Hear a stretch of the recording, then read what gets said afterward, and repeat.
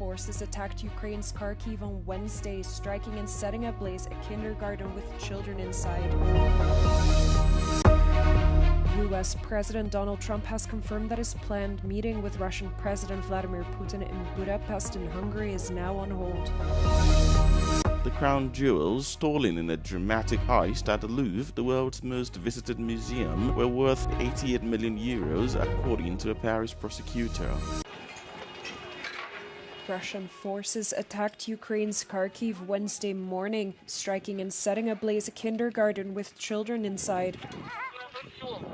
Both rescuers and civilians rushed to evacuate the children from the building. While all of them were evacuated safely, the strike did claim the life of one other person and wounded 6 others.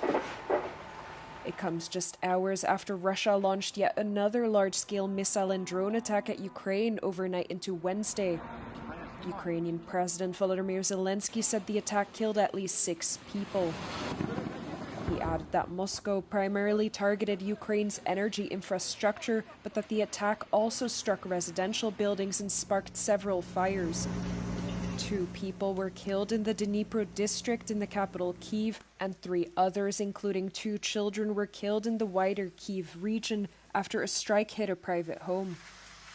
The large-scale overnight aerial attack also targeted other cities in Ukraine, including Zaporizhia and the port city of Izmail in the southern Odessa region. Just one day prior to the attacks, US President Donald Trump announced he would delay his meeting with Russian counterpart Vladimir Putin.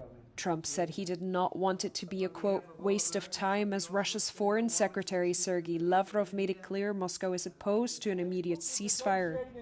In response, Zelensky once again reminded his allies that Russia can only be pressured through sanctions and long-range strike capabilities. US President Donald Trump has now confirmed that his planned meeting with Russian President Vladimir Putin in Budapest in Hungary is now on hold. I don't want to have a wasted meeting. I don't want to have a waste of time, so I'll see what happens. But we did all of these great deals, great peace deals. They're all peace deals. They're agreements, solid agreements, every one of them. But this one, and I said, go to the line of battle, the battlefield lines, and you pull back and you go home, and everybody takes some time off, because you got 2 countries that are killing each other. 2 countries are losing 5,000 to 7,000 soldiers a week. Trump said nothing definitive has yet been decided and promised a decision would be made within 2 days on whether or not he would meet with Putin. The U.S. leader has also not yet decided on whether the U.S. would provide long-range Tomahawk missiles to Ukraine, a move Ukrainian President Volodymyr Zelensky has long been pushing for. A busy agenda awaits the EU heads of state and government on Thursday. Leaders are set to discuss the latest on the ground in Ukraine and explore ways to further boost support for Kiev. Ukrainian President Volodymyr Zelensky is expected to deliver an address to his fellow leaders. Heavy on the agenda for the bloc is defining what financial support for Kiev for the coming years will look like. Leaders are set to revisit Commission President Ursula von der Leyen's proposal for using frozen Russian assets to extend a loan to Ukraine. Defense and security are also on the agenda. This summit could mark the end to a cycle of announced commitments aimed at bolstering European capabilities. The 27 member states will be expected to move to practical steps and implement new concrete measures, objectives and projects. Competitiveness will also be discussed. The EU has been engaged in a simplification initiative for several months.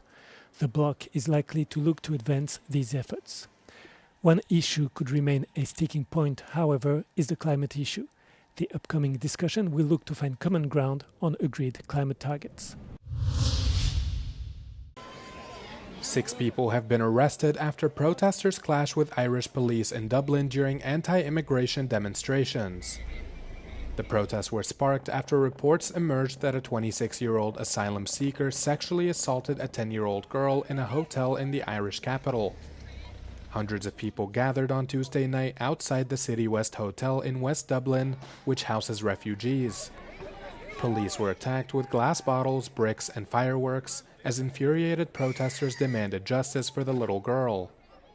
A police vehicle parked outside the hotel was also set on fire. Many of the protesters were holding Irish flags and chanting nationalist slogans, advocating for a hardline stance against immigration. The man, whose ethnicity and identity were not revealed by police, was charged in connection with the attack. Ireland's Prime Minister Micheál Martin condemned the attack on police officers. He noted that while he understands the concern and anger of the people, there is no justification for attacking members of the force. Martin vowed to hold the perpetrator of the attack against the little girl to justice and hold all those who abuse police officers to account. The closure of gynecology and obstetrics emergency rooms has caused the number of ambulance deliveries in Portugal to skyrocket.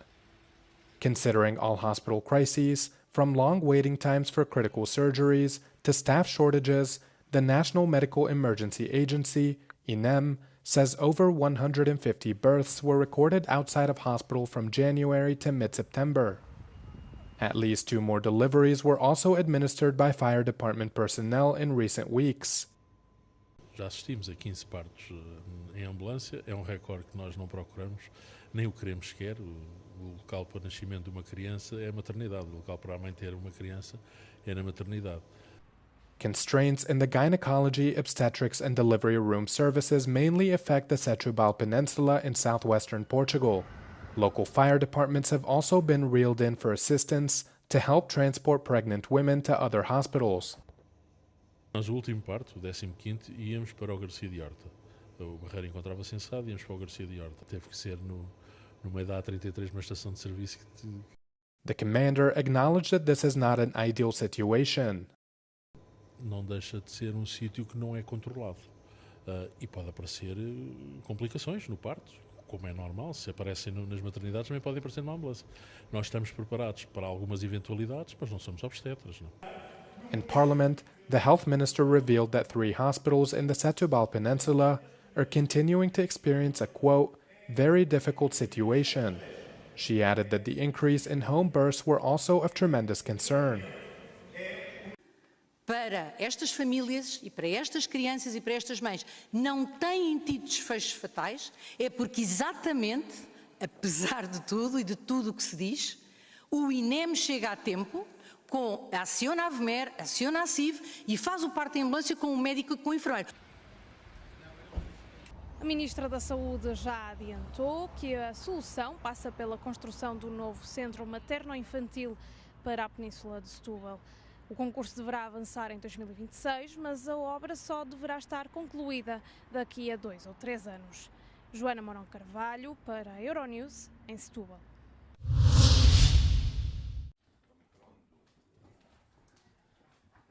Cypriot President Nikos Christodoulidis has for the first time elaborated on his country's 6-point plan for Gaza's future in an exclusive interview with Euronews. He is presenting it to EU leaders at the European Council summit in Brussels this Thursday.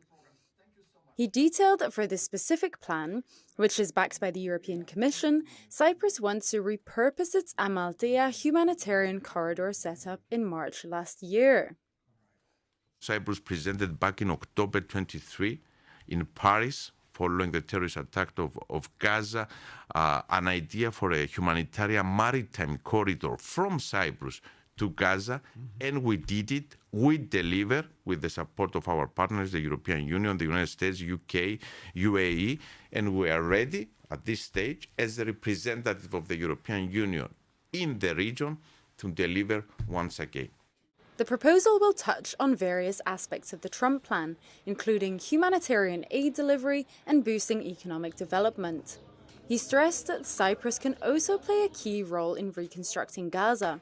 However, for this to begin, he noted the ceasefire between Hamas and Israel must hold. When we reach the stage of ceasefire and the conditions are there, reconstruction should start. And that is why point 3 of our proposal is the rubble removal and reconstruction enablement. So development, and this is the role that Cyprus can play, development of maritime routes for rubble extraction and inbound construction materials in Gaza, in order to support Gaza's rebuilding and, of course, economic revival. Christodoulidis argued that Cyprus is geographically in the ideal position to play a key role in Gaza's future by leveraging its position as a bridge between the EU and the Middle East.